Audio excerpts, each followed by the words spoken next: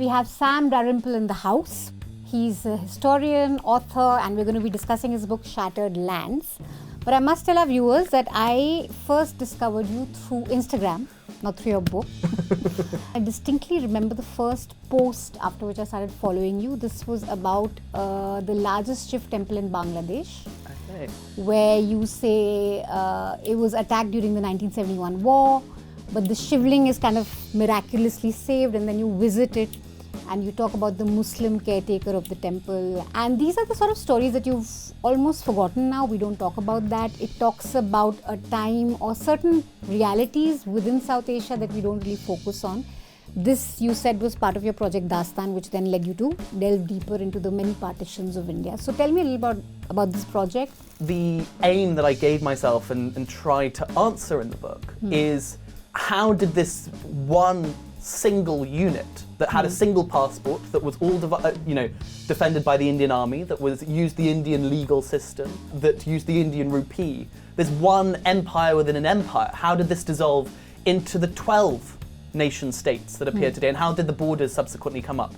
The story of British India is a far, far vaster one than we tend to give it credit for, and I think the understanding the multiple ruptures, the multiple partitions of this single British colony explains everything from, the Rohingya genocide, the conflict in Kashmir, conflicts in Balochistan, Northeast India, civil war in both Yemen and Myanmar, and even things like Saddam Hussein's invasion of Kuwait.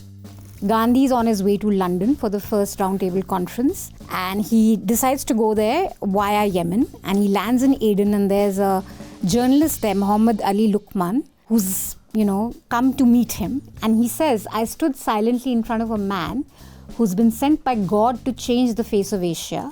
He wore nothing on his body, with the exemption of a meticulously clean white lawn cloth, a pair of Indian chappals, his silver white nickel glasses, and his silver pocket watch attached. I think that Anam Zakaria, who's one of the great partition historians from Pakistan, put it very simply when she said that it was with some surprise that she became to realize that very often the younger generation has more animosity to the other side than the generations who actually lived through partition. Iskandar Mirza says, "My dear Sir Feroz, I'm so sorry, but we're going to have to cancel Parliament, abolish democratic practice, and establish military rule." And it's an incredibly polite document, very unassuming, that's sitting on their mantelpiece. And it's the letter that ends democracy in Pakistan. Wow.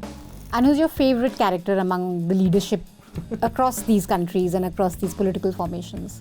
Favorite or most interesting? I think my favorite is easily Sarojini Naidu. I think that she really needs a good biography, because I think that she is witty, she's brilliant, really witty, incisive, and is also, she is the single most important woman in the freedom movement. How the hell doesn't she have a biography? And she's a great bullshit meter detector. She is fantastic.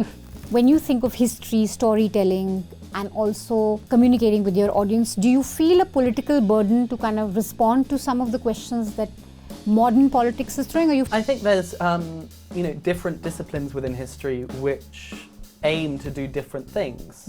I think we've also had a lot of discussion in this country about academic versus public history versus pop history, which ultimately I think is a rather ridiculous discussion, because quite obviously we need all of them.